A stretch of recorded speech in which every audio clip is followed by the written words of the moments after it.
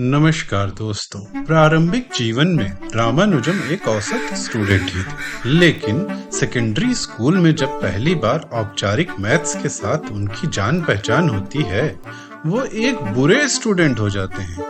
अब वो गणित के अलावा किसी और विषय को समय ही नहीं दे रहे थे। इस कारण ये महान गणितज्ञ कई बार फेल भी हो जाता है। आइए आज की इस वीडियो में रामानुजम से जुड़े 6 विचित्र पर रोचक तथ्यों पर नजर डालते हैं और वीडियो के अंत में जानेंगे कि रामानुजम में क्या बुराई थी। चलिए शुरू करते हैं।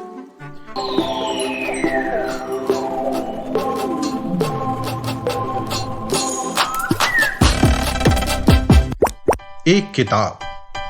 रामानुजम, जिनके बारे में कहा जाता है कि वो अनंत को जानते थे, the man who knew infinity, को गणित की एक पुस्तक मिलती है, a synopsis of elementary result in pure and applied mathematics. इस पुस्तक में लगभग 5000 थ्योरम थी जो कि प्रूव्ड नहीं थी। इस पुस्तक से रामानुजम की गणित की यात्रा शुरू हुई थी। इस पुस्तक की अनप्रूव्ड थ्योरम्स के साथ देखते रहिए रामानुजम क्या करते हैं। 100 में से 100। जिस समय भारत अंग्रेजों का गुलाम था, उस समय रामानुजम लंदन के ट्रिनिटी कॉलेज में मैथ्स में G.H. हार्डी नाम के एक अंग्रेज गणितज्ञ के अप्रेंटिस के रूप में शोध कर रहे थे। तभी हार्डी को रामानुजम की क्षमता का पता चलता है। हार्डी ने गणितज्ञों को उनके गणित के ज्ञान के आधार पर 1 से 100 के स्केल में बांटा था। वो खुद को 25 अंक देते थे, गणितज्ञ लिटिलवुड को 30, गणितज्ञ हिल्बर्ट को 80 और रामानुजम को पूरे 100 में से 100।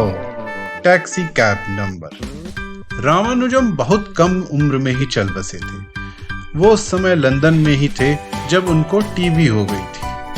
एक दिन G.H. हार्डी उनसे अस्पताल में मिलने आते हैं। हार्डी रामानुजम से कहते हैं कि जिस टैक्सी से वो आए हैं उसका नंबर 1729 यानी 1729 एक बहुत ही डल नंबर। रामानुजम अपने बिस्तर से उठकर बोलते हैं, नहीं मेरे दोस्त, ये नंबर तो बहुत खास है।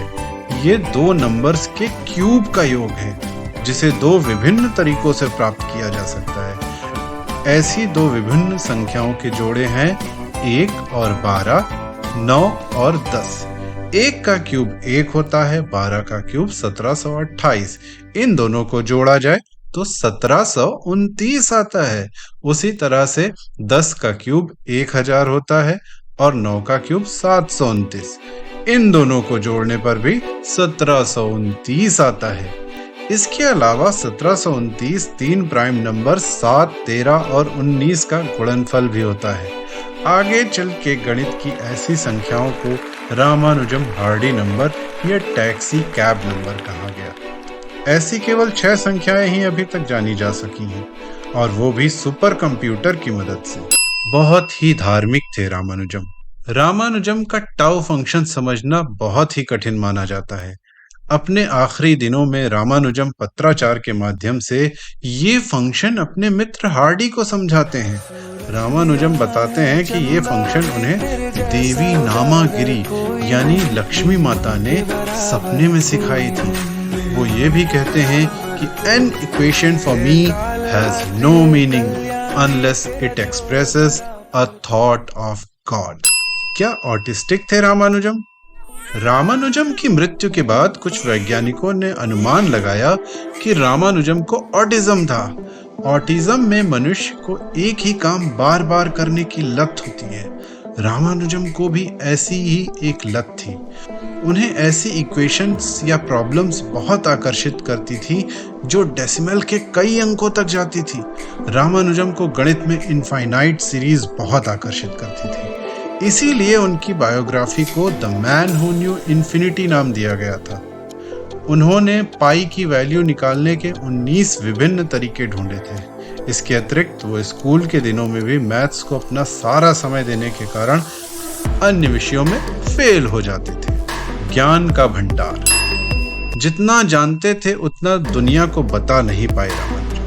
वीडियो के शुरू में जिस पुस्तक के बारे में मैंने आपको बताया था, उस पुस्तक की 5000 से ज्यादा थ्योरम जो कि प्रूव नहीं थी, रामानुजम ने वो सारी थ्योरम प्रूव कर दी थी। लेकिन अत्यधिक गरीब होने के कारण उनके पास कभी पेन और पेपर नहीं रहता था, तो वो सारी की सारी थ्योरम वो स्लेट पर प्रूव करते थे और उन सारी थ्योरम्स को कभी दुनिया को नहीं बता पाए। रामानुजम जैसा चरित्र मिलना बहुत मुश्किल है, पर उनमें एक बुराई भी थी। वो ब्राह्मण थे, और वो भी उस राज्य में जो आज ब्राह्मणों के प्रति घृणा से भरा पड़ा है, जहाँ के नेता आज सनातन धर्म का समूल नाश कर देना चाहते हैं। आशा करता हूँ आपको ये जानकारी पसंद आई होगी और उम्मीद करता हूँ कि आप मेरे चैनल को सब्सक्राइब करेंगे और अपने दोस्तों के साथ शेयर करेंगे। हो सके तो एक लाइक करके कमेंट भी कर दीजिएगा। इसी के साथ आपसे अलविदा लेता हूँ, फिर कभी लगेगी इसी चबूतरे पे रोचक चौपाल। धन्यवाद।